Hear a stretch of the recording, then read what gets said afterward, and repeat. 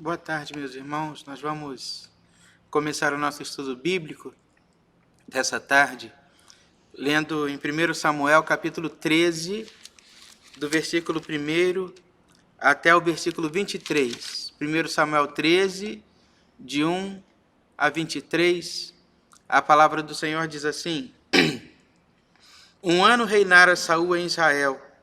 No segundo ano de seu reinado sobre o povo, escolheu para si 3.000 homens de Israel. Estavam com Saul 2.000 em Micmas e na região montanhosa de Betel, e 1.000 estavam com Jonatas em Gibeá de Benjamim.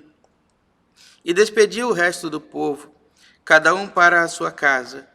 Jonatas derrotou a guarnição dos filisteus que estavam em Gibeá, que os filisteus ouviram, pelo que Saul fez tocar a trombeta por toda a terra, dizendo: Ouçam isso, os hebreus. Todo Israel ouviu dizer: Saul derrotou a guarnição dos filisteus, e também Israel se fez odioso aos filisteus. Então, o povo foi convocado para junto de Saul em Gilgal. Reuniram-se os filisteus para pelejar contra Israel, 30.000 carros e 6.000 cavaleiros em povo, em multidão, como a areia que está à beira do mar. E subiram e se acamparam em Micmas, ao oriente de Bet-Aven. Vendo, pois, os homens de Israel que estavam em apuros, porque o povo estava apertado, esconderam-se pelas cavernas e pelos buracos, e pelos penhascos, e pelos túmulos, e pelas cisternas. Também alguns dos hebreus passaram o Jordão para a terra de Gade e Gileade. E o povo que permaneceu com Saul, estando este ainda em Gilgal, se encheu de temor. Esperou Saul 7 dias, segundo o prazo determinado por Samuel. Não vindo, porém, Samuel a Gilgal, o povo se foi espalhando dali. Então disse Saul: Trazei-me aqui o holocausto e as ofertas pacíficas. E ofereceu o holocausto. Mal acabara ele de oferecer o holocausto, eis que chega Samuel. Saul lhe saiu ao encontro para o saudar. Samuel perguntou: Que fizeste? Respondeu Saul: Vendo que o povo se ia espalhando daqui, e que tu não vinhas nos dias aprazados, e que os filisteus já se tinham ajuntado em Micmas, eu disse comigo mesmo: Agora descerão os filisteus contra mim a Gilgal. E ainda não obtive a benevolência do Senhor. E forçado pelas circunstâncias, ofereci holocaustos. Então disse Samuel a Saul: Procedeste neciamente em não guardar o mandamento que o Senhor teu Deus te ordenou, pois teria agora o Senhor confirmado o teu reino sobre Israel para sempre.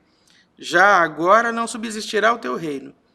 O Senhor buscou para si um homem que lhe agrada e já lhe ordenou que seja príncipe sobre o seu povo, porquanto não guardaste o que o Senhor te ordenou. Então se levantou Samuel e subiu de Gilgal a Gibeá de Benjamim. Logo, Saul contou o povo que se achava com ele, cerca de 600 homens. Saul e Jonatas, seu filho, e o povo que se achava com eles ficaram em Geba de Benjamim. Porém, os filisteus se acamparam em Micmas. Os saqueadores saíram do campo dos filisteus em 3 tropas. Uma delas tomou o caminho de Ofra, a terra de Sual. Outra tomou o caminho de Bet-Oron, e a terceira o caminho a cavaleiro do vale de Zeboim, na direção do deserto.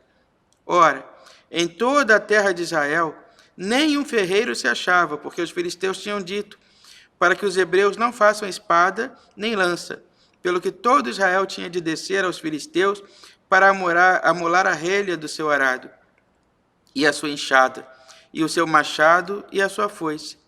Os filisteus cobravam dos israelitas 2/3 de um siclo para molar os fios das relhas e das enxadas, e 1/3 de um siclo para molar machados e aguilhadas. Sucedeu que no dia da peleja não se achou nem espada nem lança na mão de nenhum do povo que estava com Saul e com Jonatas. Porém, se acharam com Saul e com Jonatas, seu filho. Saiu a guarnição dos filisteus ao desfiladeiro de Micmas. Meus irmãos, o texto da palavra do Senhor nos fala sobre a primeira rejeição de Saul, me perdoe. O primeiro momento, a primeira vez em que Saul foi rejeitado por Deus. Porque Saul desobedeceu e não confiou em Deus. Havia uma batalha a ser travada.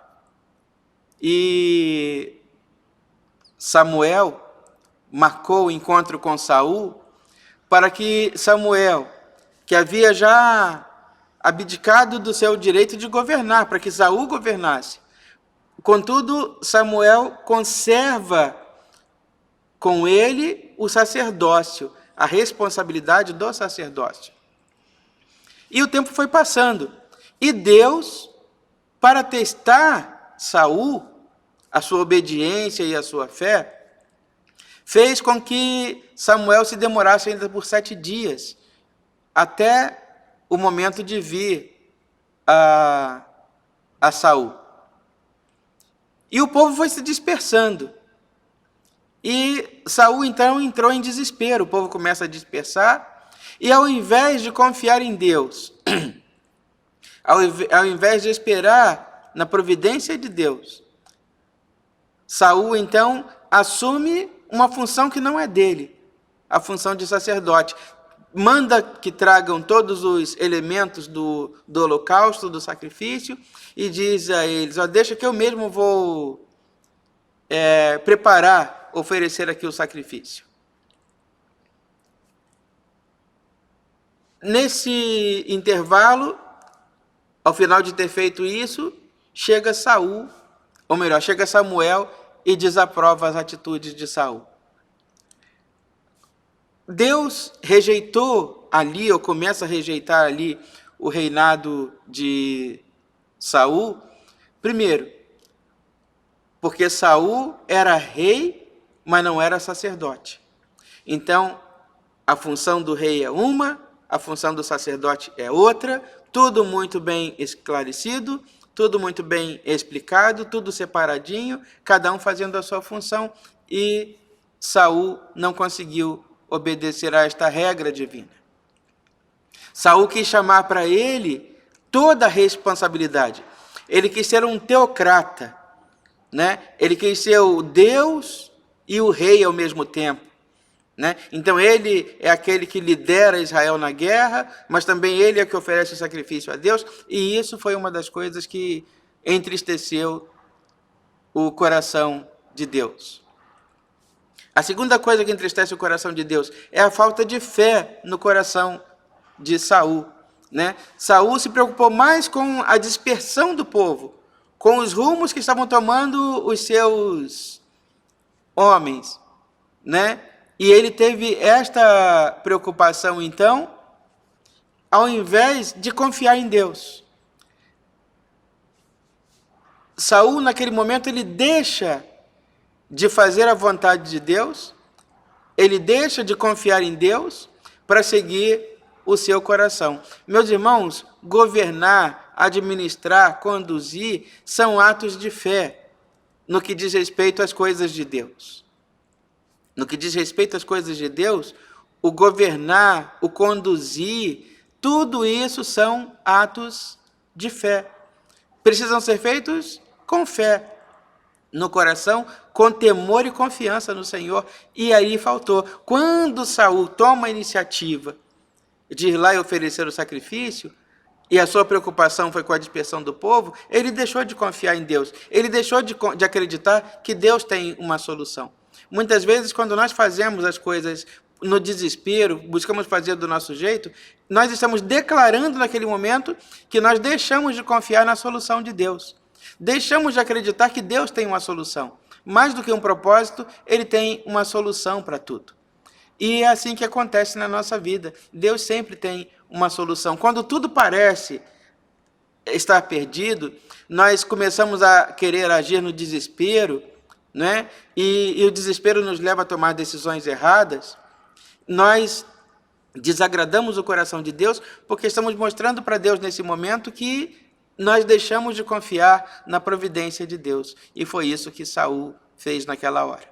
E o texto segue, então, com uma reprovação severa de Samuel à atitude de Saul.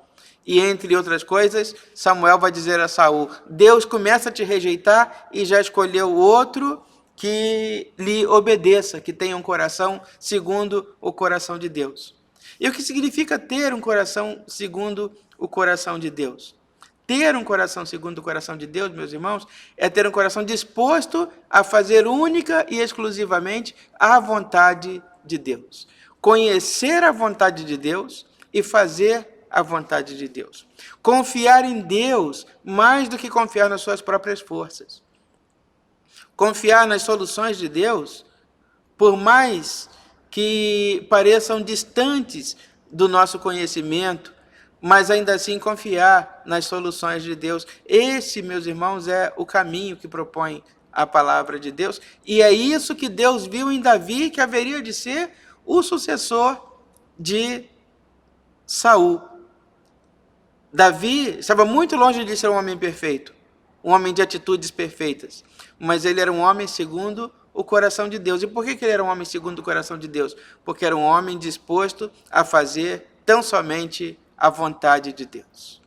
Então, Deus quer, meus irmãos, mais do que pessoas inteligentes, pessoas humanamente bem preparadas. Deus quer pessoas dispostas a fazer a sua vontade, homens e mulheres que ajam segundo o seu próprio coração.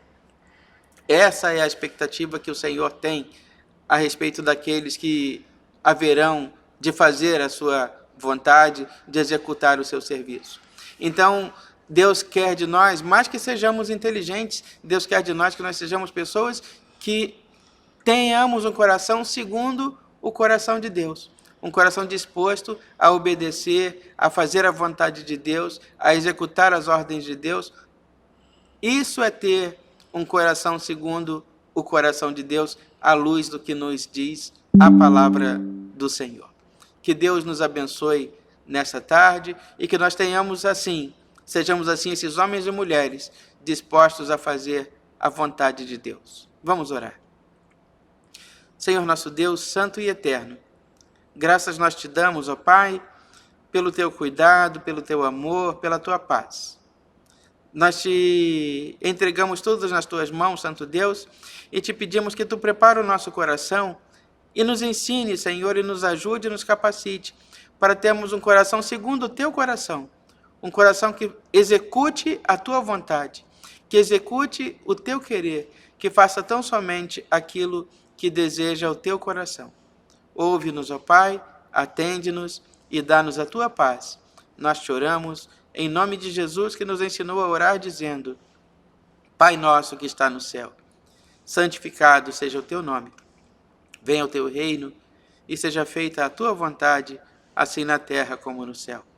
O pão nosso de cada dia nos dai hoje, e perdoa as nossas dívidas, assim como nós perdoamos os nossos devedores. E não nos deixes cair em tentação, mas livra-nos do mal, pois teu é o reino, o poder e a glória para sempre. Amém. Que Deus nos abençoe.